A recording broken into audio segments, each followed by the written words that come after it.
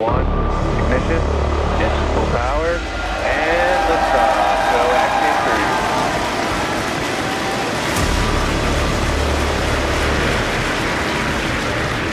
I am Group Captain Shubhanshu Shukla and I am the mission pilot for Axiom 4 mission. नमस्कार, ABP news पर हाजिर हूं मैं रुमाना इसाल खान। आज मैं अमेरिका के उस ऐतिहासिक केनेडी स्पेस सेंटर की जमीन पर मौजूद हूं, जहां से हिंदुस्तान एक बार फिर अंतरिक्ष में अपनी नई पहचान लिखने जा रहा है। ग्रुप कैप्टन शुभांशु शुक्ला अंतरिक्ष में जाने वाले दूसरे भारतीय बनने जा रहे हैं। शुभांशु शुक्ला की उड़ान सिर्फ एक इंसान का सफर नहीं, 140 करोड़ भारतीयों के सपनों, उम्मीदों और जज्बे की सबसे ऊंची उड़ान। 40 साल पहले जब राकेश शर्मा ने पहली बार अंतरिक्ष में सारे जहां से अच्छा कहा था, तब पूरा देश गर्व से झूम उठा था।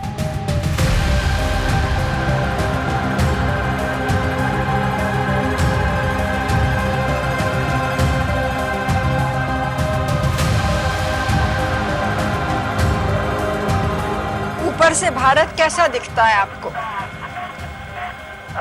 जी, मैं बगैर किसी झिझक के कह सकता हूँ कि सारे जहां से अच्छा।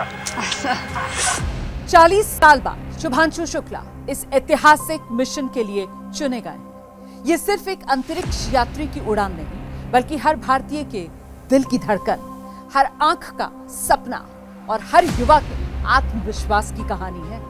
1984 के बाद पहली बार कोई भारतीय अंतरिक्ष की दहलीज पार कर रहा है, वो भी सीधे इंटरनेशनल स्पेस स्टेशन तक।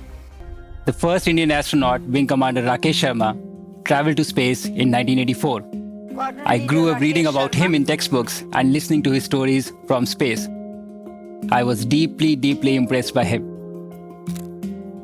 This journey that I'm on, it has been a long one for me, and it started out somewhere. I didn't know that this is the path it is going to finally take. इस बार शुभांशु सिर्फ यात्री नहीं, बल्कि mission के pilot हैं, यानी dragon capsule की कमान, navigation, technical monitoring और मिशन की हर जिम्मेदारी उनके कंधों पर है।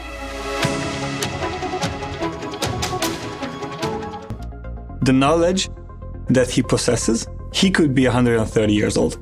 For me, having him as my pilot in the Dragon capsule is great. He already has that operational savvy. He's just wicked smart when it comes to spacecraft technologies. He is very focused and he will basically go 1, 2, 3, 4 in a record time. I do feel that, I have exceptional crewmates. I will have these crew members for this one flight, but post this mission, these are going to be my friends for life.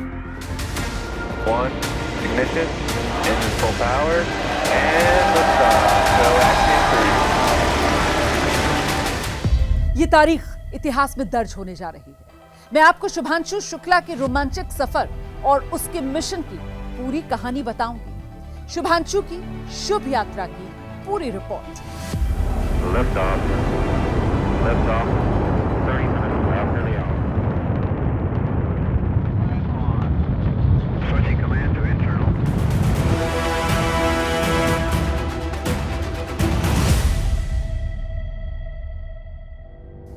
मेरे बगल में यही falcon 9 rocket है, जिससे शुभांशु शुक्ला अपने 3 साथियों के साथ अंतरिक्ष की उड़ान भरेंगे। आपको बताते हैं कि जिस रॉकेट से शुभांशु अंतरिक्ष में जाने वाले हैं, उसमें ऐसा क्या खास है। ये एलन मस्क की कंपनी स्पेसएक्स का रॉकेट फैल्कन 9। ये रॉकेट 70 मीटर ऊंचा यानी कुतुब मीनार के बराबर, 550 टन इसका वजन, लो अर्थ ऑर्बिट यानी पृथ्वी की सतह से 200 से 2000 किलोमीटर ऊपर तक 22,000 किलो तक भार लेकर जा सकता है, जो इसे दुनिया के सबसे ताकतवर रॉकेट्स में शामिल करता है। शुभांशु शुक्ला की मंजिल इंटरनेशनल स्पेस सेंटर धरती से 400 किलोमीटर की ऊंचाई पर है।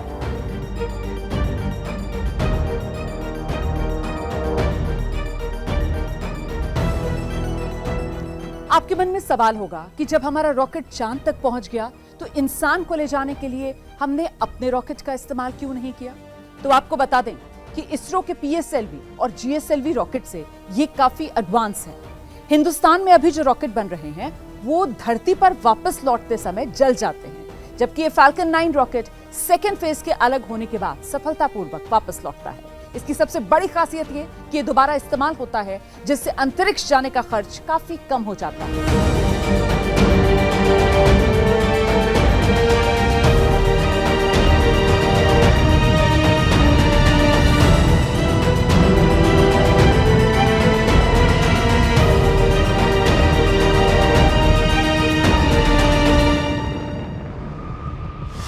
शुभांशु को अंतरिक्ष में ले जाने वाले दुनिया के सबसे ताकतवर रॉकेट फाल्कन 9 के बारे में आपको बताते हैं कि आखिर ये काम कैसे करता है, आखिर इंसान को लेकर अंतरिक्ष तक ये कैसे जा पाता है। इसे देखिए, इसके पहले चरण में 9 मर्लिन इंजन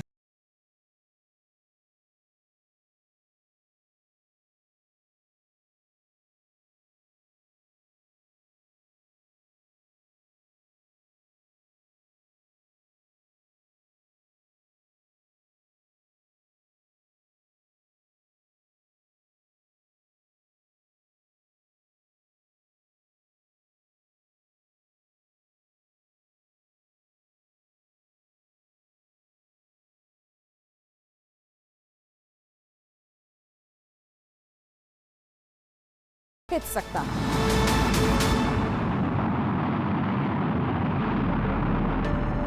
मस्क की कंपनी ने ये जो रॉकेट बनाया है वो अंतरिक्ष का सफर कैसे पूरा कर पाता है, इसको समझिए। ये 9 इंजन उड़ान और लैंडिंग के समय अपनी ताकत को कंट्रोल करते हैं ताकि रॉकेट सुरक्षित उड़ सके और फिर वापस भी आ सके। रॉकेट के इंजन्स की ताकत को जरूरत के हिसाब से तेज और धीमा किया जाता है। अगर इंजन उतनी ही ताकत से चलते रहे तो फिर रॉकेट का जो बैलेंस है वो बिगड़ सकता है। जब रॉकेट का पहला चरण वापस धरती पर उतरता है तब भी ये इंजन उसे धीमा करने और सही जगह पर लैंड कराने में मदद करते हैं। पिछले साल नवंबर में ही इसरो के सैटेलाइट GSAT-20 को इसी रॉकेट से अंतरिक्ष भेजा गया, क्योंकि GSAT का वजन 4700 किलो था और इसरो के सबसे शक्तिशाली LVM-3 की क्षमता 4000 किलो है। ये मस्क की कंपनी से इसरो के सैटेलाइट की पहली उड़ान थी।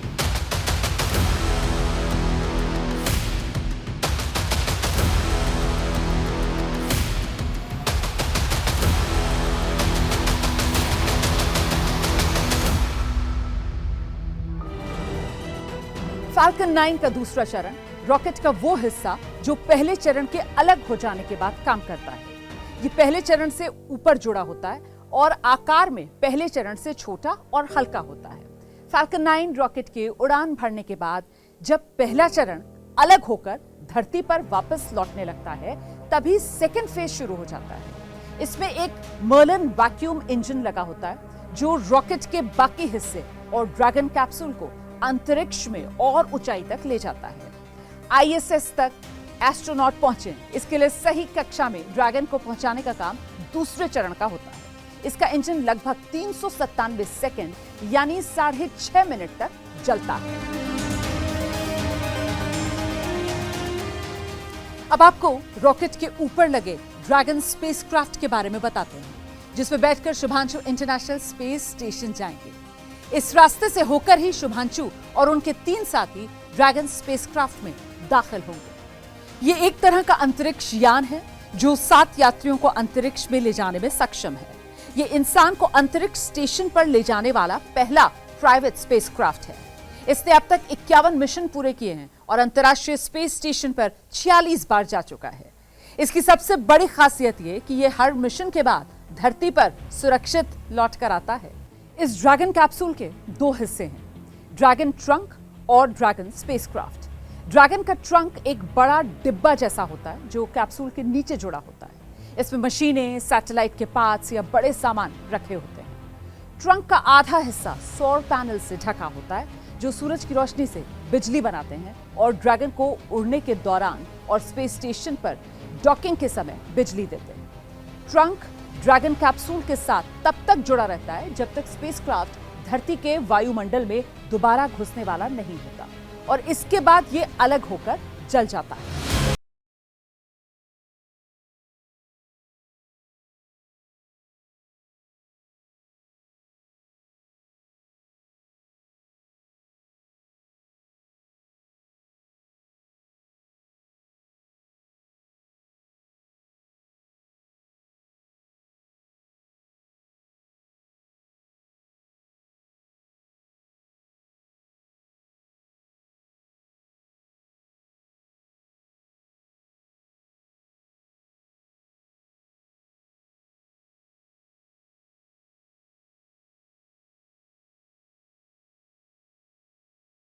अलग करके सुरक्षित दूर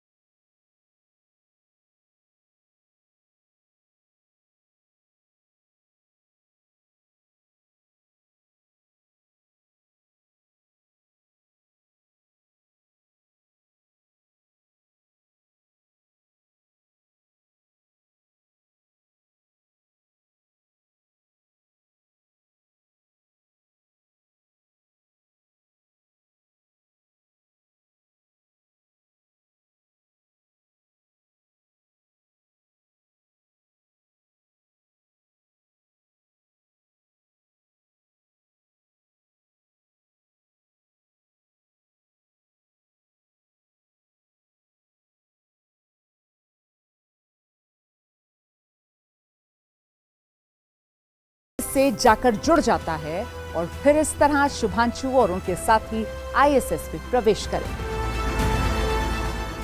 It has been an amazing journey. These are moments that really tell you that you are getting to be a part of something that is much larger than yourself. I can only say how extremely fortunate I am to be a part of this.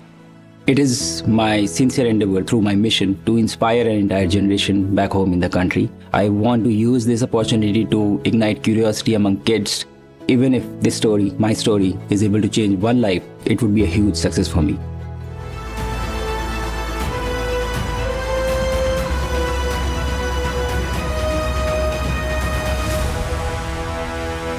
अब हम पहुंच चुके हैं उसी international space station में, यानी इंसान की बनाई वो सबसे बड़ी और एडवांस लैब जो पृथ्वी के चारों तरफ लगातार घूम रही है।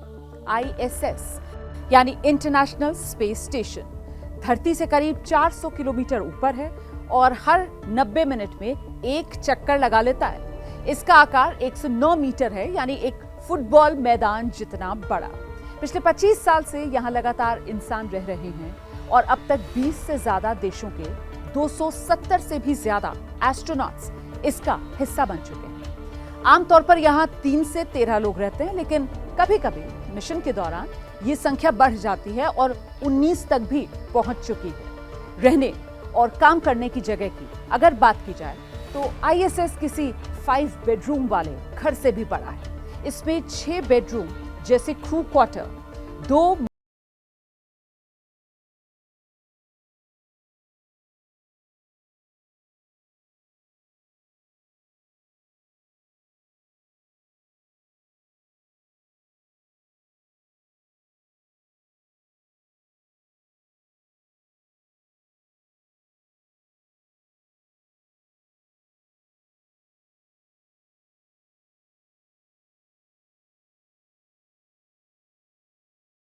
हकीकत बनते हैं।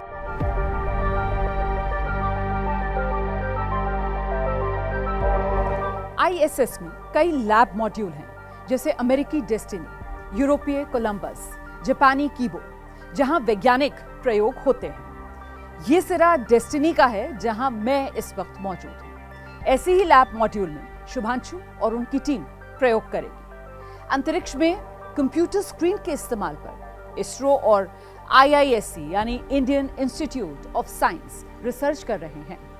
इस रिसर्च का मुख्य उद्देश्य ये जानना है कि माइक्रोग्रेविटी में स्क्रीन का इस्तेमाल करने से शरीर पर, दिमाग पर क्या असर पड़ता है। ये प्रयोग बताएगा कि अंतरिक्ष में स्क्रीन के साथ काम करना एस्ट्रोनॉट्स के लिए कितना मुश्किल या फिर आसान है।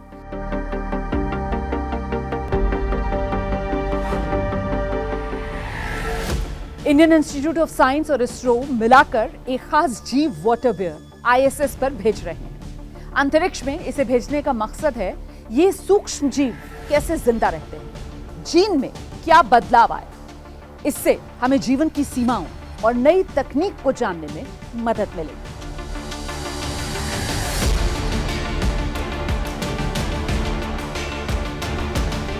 अंतरिक्ष में शुभांशु की टीम खेती की संभावनाओं का भी प्रयोग करने जा रही है। 6 तरह के फसलों के बीज अंतरिक्ष में लेकर टीम जा रही है। ये रिसर्च लंबी अंतरिक्ष यात्राओं के लिए खाना उगाने में मदद कर सकती है।